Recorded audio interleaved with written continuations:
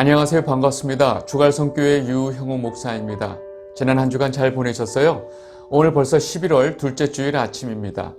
여러분, 매 주일 아침마다 하나님께서 어떤 말씀을 주실까 하는 기대감은 혹시 가지고 계시지 않으신가요? 저는 매 주일 아침 이 말씀을 전할 때, 또 말씀을 준비할 때 굉장한 기대감을 가지고 있습니다. 왜냐하면 매 주일 말씀을 설교를 준비할 때마다 새롭게 깨닫게 해주시는 말씀이 너무나 많기 때문에 그렇습니다. 여러분들 오늘 말씀에 대한 좀 기대감을 가지시고 또 말씀을 들으시면 좋을 것 같습니다. 오늘 본문 말씀 같이 보도록 하겠습니다. 요한복음 13장 34절에서 35절입니다. 새 계명을 너희에게 주노니 서로 사랑하라. 내가 너희를 사랑한 것 같이 너희도 서로 사랑하라. 너희가 서로 사랑하면 이로써 모든 사람이 너희가 내 제자인 줄 알리라. 아멘. 오늘 본문 말씀은 우리에게 너무나 익숙한 말씀이고 또 이 가사로 찬양도 많이 있어서 더욱 우리에게 익숙한 말씀입니다. 문제는 우리가 이렇게 익숙한 말씀일수록 사실 제대로 그 말씀의 뜻을 잘 모를 때가 많이 있습니다. 보통 이 말씀의 의미를 잘 알고 있다 하더라도 너무나 좀 피상적인 의미 외에는 잘 모르기 때문에 오늘 이 말씀에 대해서 한번 자세히 살펴보도록 하겠습니다. 여러분이 지난주에 설교 내용을 좀 잠깐 기억해 보시면 예수님께서 가롯 유다에게 이 떡 한 조각을 찍어서 주셨죠. 주시면서 내 하는 일을 속히 하라 라고 말씀을 하셨습니다. 그리고 그 순간에 마귀가 유다의 속에 들어가게 되고 가롯 유다는 그 자리를 바로 떠나게 됩니다. 여러분, 가롯 유다는 그 자리에서 그 자리를 떠나는 그 순간에 비로소 자기가 그동안 누려왔던 예수님의 제자의 자리에서 떠나게 되는 순간이 되는 것입니다. 요한복음 13장 30절 유다가 그 조각을 받고 곧 나가니 밤 이러라. 여러분, 유다는 예수님이 주신 그 떡 조각을 먹고 바로 그 자리를 떠나게 되는데 이 상황을 사도 요한은 밤이다 라고 정확하게 표현을 합니다. 요한은 이 상황을 어두운 밤이라고 표현한 것이 그냥 어떤 시간대를 말하려고 하는 것이 아니죠. 바로 영적인 상황을 요한은 표현하고 있는 것입니다. 여러분, 이 땅의 악한 세력들이 이 세상을 완전히 점령하고 이 세상에서 가장 힘이 있어 보이는 때가 있습니다. 심지어 예수님조차 이들의 힘에 아무런 저항하지 못하는 것처럼 보이는 그 때가 있다는 것입니다. 여러분, 그 때는 하나님께서 허락하신 잠깐의 시간이고 그 시간은 또 금방 지나가게 됩니다. 여러분, 이 어두운 밤은 금방 밝은 아침이 올 때 물러갈 수밖에 없는 것입니다. 하나님께서 허락하신 그 잠깐의 영적 상황을 지금 사도 요한은 밤이다 라고 지금 표현을 하고 있는 것입니다. 그리고 오늘 우리는 요한복음 13장 그 다음 31절서부터 보려고 합니다. 요한복음 13장 31절 그가 나간 후에 예수께서 이르시되 지금 인자가 영광을 받았고 하나님도 인자로 말미암아 영광을 받으셨도다. 아멘. 지금 가롯 유다가 그 자리를 떠난 상황을 사도 요한은 굉장히 중요한 상황으로 설명하고 있습니다. 바로 첫 머리에 그가 나간 후에 라고 정확하게 설명하고 있습니다. 유다가 그 자리를 떠난 후에 비로소 예수님과 남은 제자들의 이 상황을 요한이 이렇게 정확하게 설명을 하고 있는 것입니다. 여러분, 지금 이제서부터 이어지는 예수님의 말씀은 정말로 참 제자, 즉 하나님께서 예수님에게 맡겨주신 진짜 제자들을 위한 말씀이라고 지금 요한이 강조적으로 표현을 하고 있는 것입니다. 다시 말해서 하나님의 택함 아래 있는 진짜 성도들에게만 주시는 말씀인 것을 요한은 강조해서 말하고 있다는 것입니다. 여러분, 예수님께서 무슨 말씀을 처음 하셨냐면 내가 지금 영광을 받았고 하나님 아버지도 나로 말미암아 영광을 받았다라고 말씀하십니다. 여러분, 가롯 유다가 지금 예수님의 곁을 떠났죠. 어디로 갔겠어요? 대제사장한테 예수님을 넘기려고 간 거예요. 팔려고 간 거예요. 여러분, 그 순간에 비로소 예수님의 그 십자가의 길이 시작되었다는 것을 의미합니다. 여러분, 지금 이 상황 이후에 벌어질 일을 누구보다도 예수님은 다 알고 계세요. 이후에 예수님이 가야 될 그 고난의 길을 누구보다도 잘 알고 계신데 지금 이 상황을 예수님은 내가 영광을 받았다라고 지금 말씀하고 계신 것입니다. 여러분, 이러한 상황은 예수님을 믿고 따르는 우리 성도, 교회에게도 똑같이 적용이 됩니다. 성도에게 있어서 예수님께서 가신 그 십자가의 길을 가게 되는 것이 바로 영광을 받는 순간이라는 것입니다. 그리고 우리가 그렇게 예수님처럼 이 땅에서 십자가의 길을 가는 것을 통해서 하나님께서도 영광을 받으신다는 것입니다. 여러분, 학개 선지자가 말했던 이전 영광보다 나중 영광이 크리라 했던 그 큰 나중 영광이 바로 이 영광을 말하는 것입니다. 예수님을 따라 십자가의 길을 가게 되는 교회의 영광을 말하는 것이었습니다. 여러분 모두가 이 영광에 참여하는 여러분이 되시기를 진심으로 바랍니다. 이어지는 말씀 보겠습니다. 요한복음 13장 32절, 만일 하나님이 그로 말미암아 영광을 받으셨으면 하나님도 자기로 말미암아 그에게 영광을 주시리니 곧 주시리라. 여러분, 지금 이 말씀은 방금 전에 예수님께서 하신 말씀을 다시 한번 강조해서 설명하고 있습니다. 다시 말해서 예수님께서 십자가의 길을 가시는 것이 하나님께 영광이 되었다면 하나님께서 다시 예수님에게 영광을 주신다는 말씀입니다. 그래서 지금 예수님께서 내가 지금 영광을 받았다라고 지금 말씀을 하고 계신 것입니다. 여러분, 이 말씀을 잘 이해하셔야 됩니다. 잘 보세요. 내가 주님을 위해서 내 목숨을 바친 후에야 비로소 우리는 주님께서 우리에게 생명을 주셨다는 사실을 깨닫게 된다는 것입니다. 내가 주님을 위해서 기꺼이 십자가의 길을 가기로 결정하고 그 발걸음을 내딛는 순간 내 삶에 이전에 경험하지 못했던 영광이 있다는 것입니다. 내가 나의 모든 것을 포기하고 주님을 위해서 기꺼이 고난과 순종의 길을 가고 있을 때 우리는 비로소 이 땅에서 하나님께서 우리를 가장 높이 올려주시는 그 영광을 받게 된다는 사실입니다.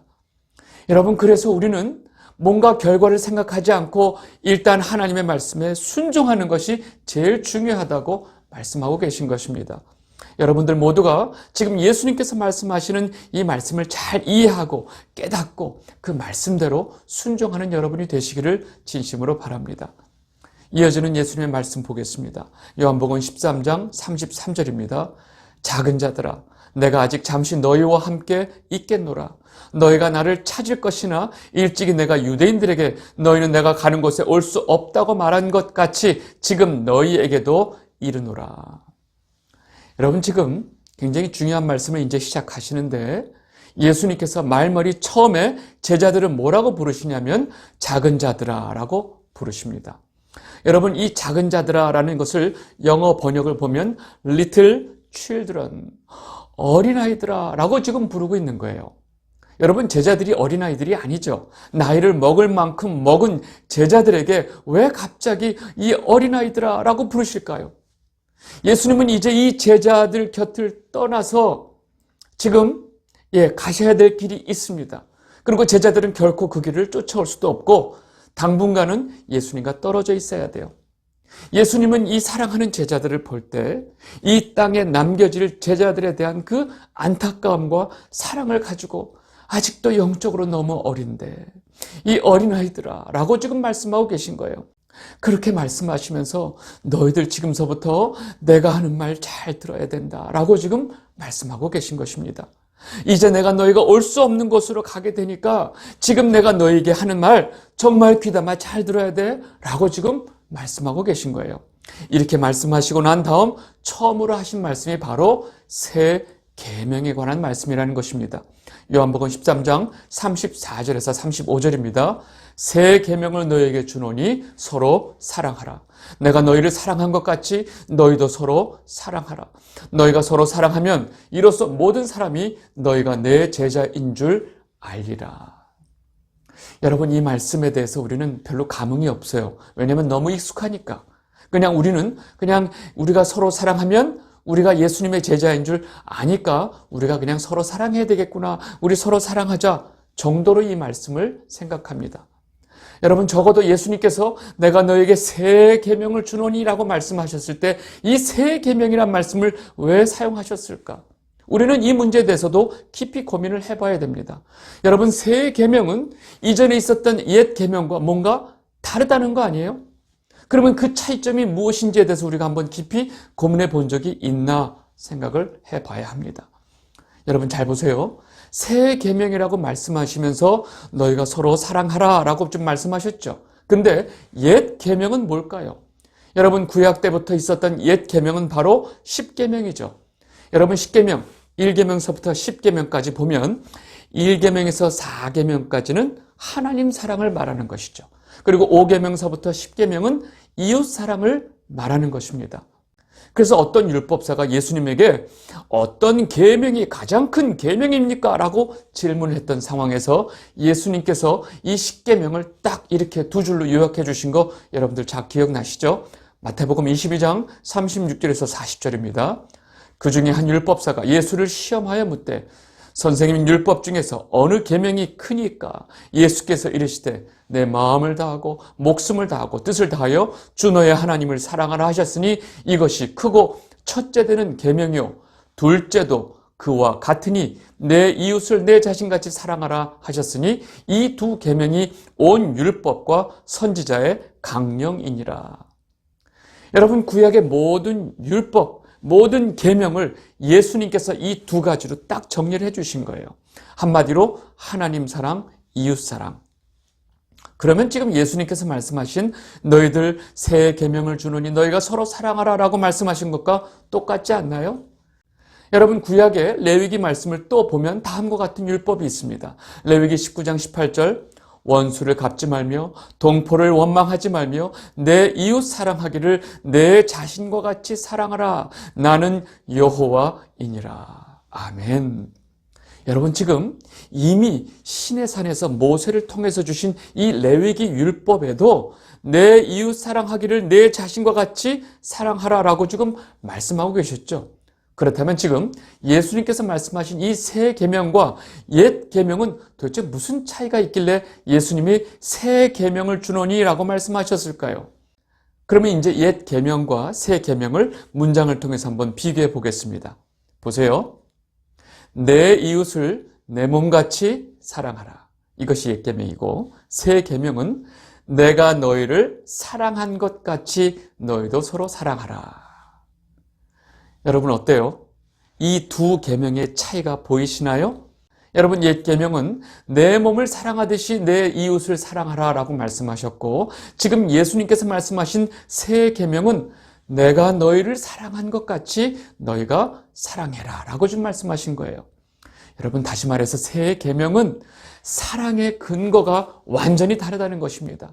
옛 계명은 바로 우리 인간이 스스로 나를 사랑하는 것이 근거지만 새 계명은 바로 예수님께서 우리를 사랑해 주신 그 사랑이 바로 우리가 서로 사랑할 수 있는 근거가 된다는 겁니다. 여러분 이것이 너무나 큰 차이가 되는 것입니다. 그렇다면 예수님께서 우리를 사랑하신 것처럼 우리가 서로 사랑해야 된다고 하면 예수님께서 우리를 어떻게 사랑해 주셨죠?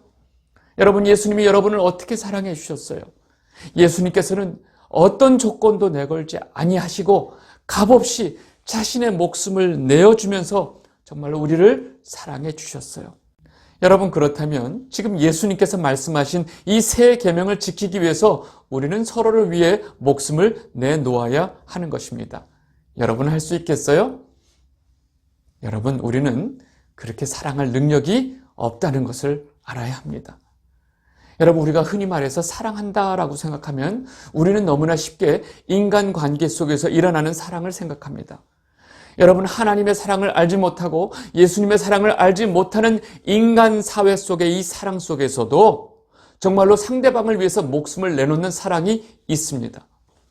여러분 부모가 자기 자식을 위해서 목숨을 내놓는 경우가 있을까요? 없을까요? 있어요. 물론 다 그런 건 아니지만 정말로 부모가 자식을 위해서 자기 목숨을 내어놓는 경우가 많이 있습니다.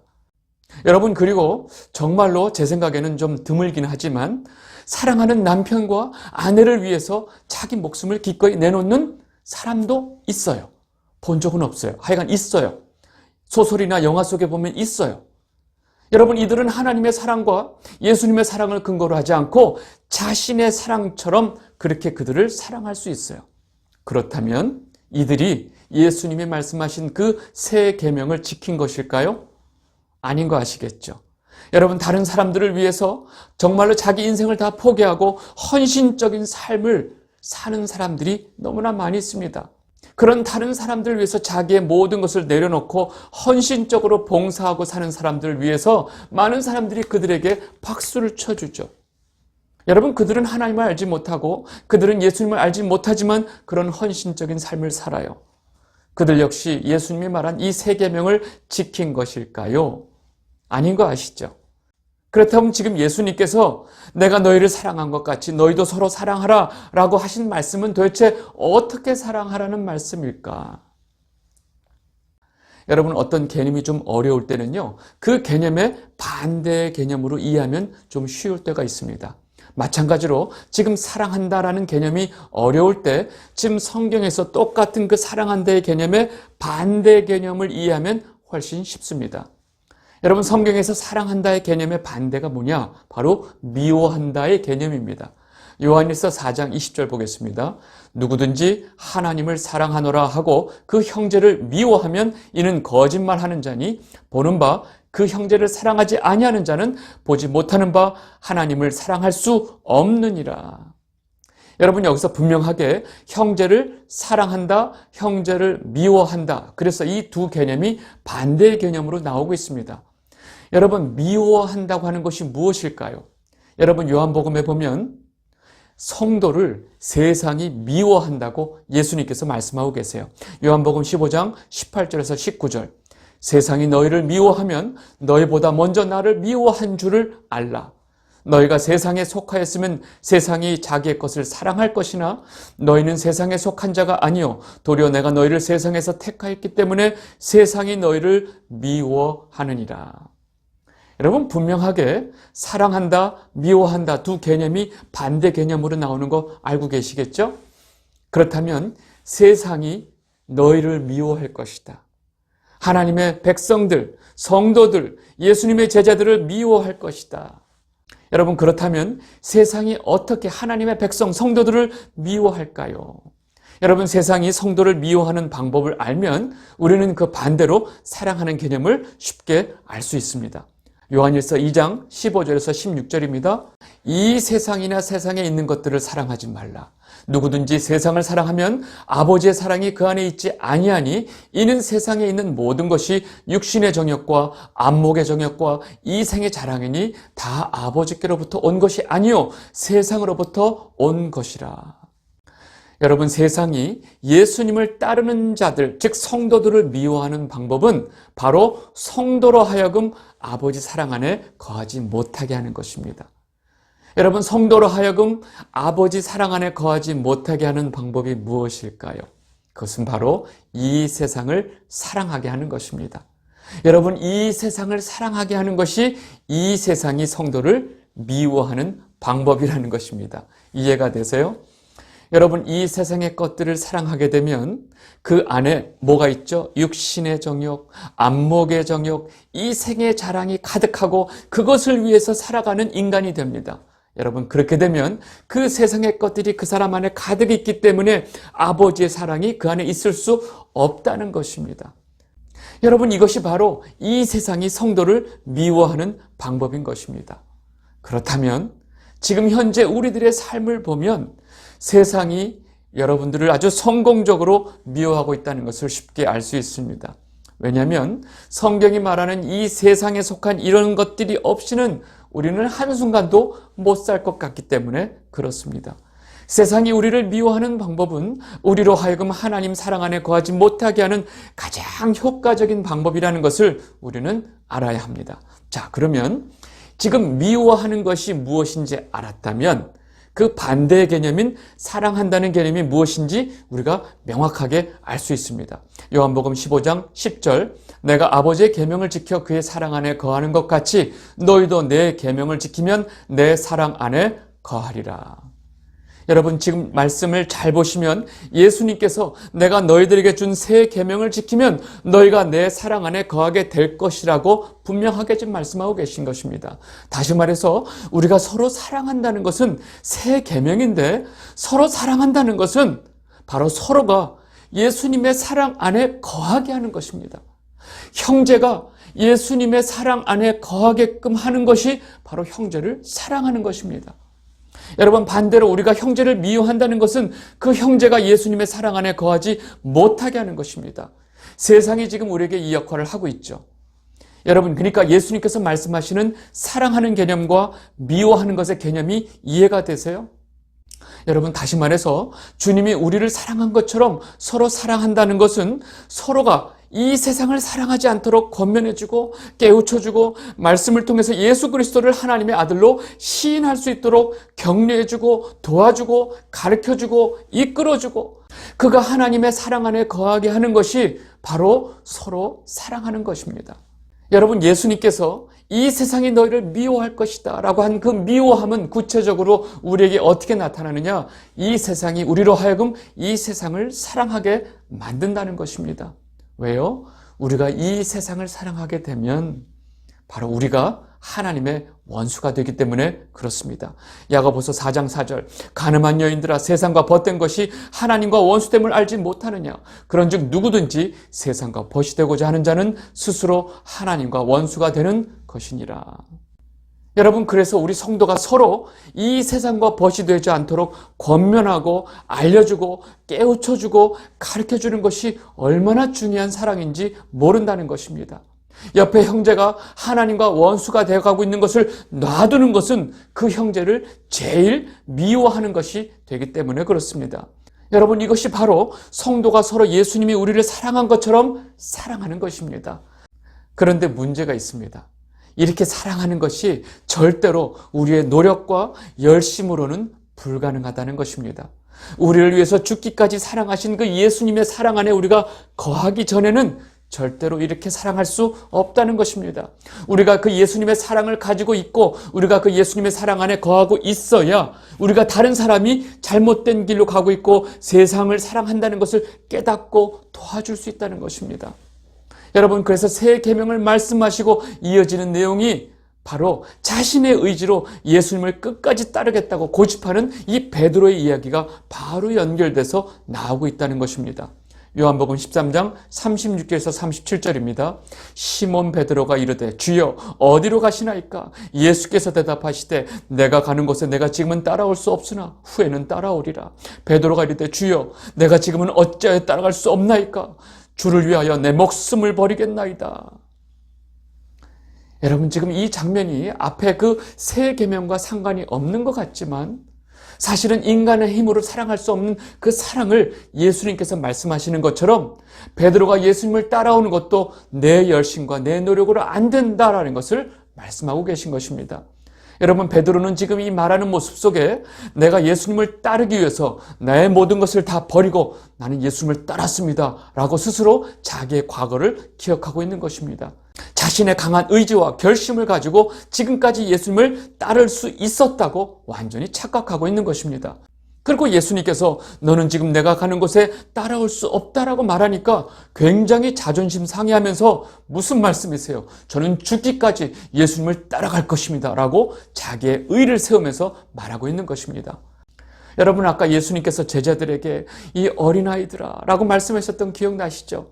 여러분, 영적으로 이렇게 어린아이 같은 베드로에게 예수님께서는 이 베드로의 영적 현실을 사실은 알려주시는 거예요. 네가 죽기까지 나를 따라오겠다고 좀 말하고 있지만 사실은 너는 방금 후에 조금 후에 닭이 울기 전에 나를 모른다고 3번이나 나를 부인할 것이다 라고 좀 말씀해 주시는 것입니다. 요한복음 13장 38절입니다. 예수께서 대답하시되 내가 나를 위하여 내 목숨을 버리겠느냐? 내가 진실로 내게 이르노니 닭 울기 전에 내가 3번 나를 부인하리라. 여러분, 이렇게 목숨까지 내어놓고 큰 소리치면서 자신의 의를, 자신의 열심과 자신의 그 결심을 보여주는 베드로에게 아니다, 너는 할 수 없단다. 그리고 베드로의 이 영적 현실을 예수님께서 그대로 말씀해주고 계신 것입니다.